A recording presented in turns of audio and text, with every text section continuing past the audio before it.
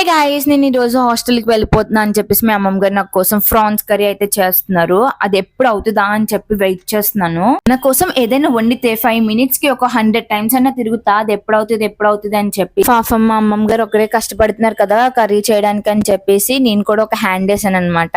మనం హ్యాండ్ వేస్తే సాల్ట్ కానీ కారం కానీ ఏదో ఒకటి ఎక్కువ అవుతూనే ఉంటది, అందుకే మళ్ళీ హ్యాండ్ తీసాను. మనం వెయిట్ చేయడమే మన పని, అది అయ్యేంత వరకు. అలా వెయిట్ చేసి ఫ్రాన్స్ కర్రీ కుక్ అవుతుంటే స్మెల్ ని పీల్చుకుంటూ ఆస్వాదిస్తున్నా. మా అమ్మ నా గోళం తట్టుకోలేక ఇంక 10 నిమిషాలు అయిపోయింది అన్నది. అంతే, గడియారం దగ్గరికి వచ్చి 10 నిమిషాలు ఎప్పుడవుతాయా అని అలా గడియారం పట్టుకుని అలాడు. ఫైనల్లీ ఫ్రాన్స్ కర్రీ అయితే రెడీ అయిపోయింది. హాస్టల్కి వెళ్ళడానికి బాక్స్ లో కూడా పెట్టేసింది అమ్మమ్మ. రైస్ లో కలుపుకుని తింటే సూపర్ ఉంటది. మా అమ్మమ్మ 100 రూపాయలు ఇచ్చింది ఫ్రెండ్స్, హాస్టల్కి వెళ్ళిపోతున్నానని. చిన్నప్పుడు సమ్మర్ హాలిడేస్ కి అమ్మమ్మ ఇంటికి వస్తే డబ్బులు ఇచ్చేది, అది గుర్తొచ్చింది ఫ్రెండ్స్ నాకు. వీడియోలో మళ్ళీ కలుద్దాం. Until then stay tuned for my videos. మీరైతే సబ్స్క్రైబ్ చేయడం మర్చిపోకండి.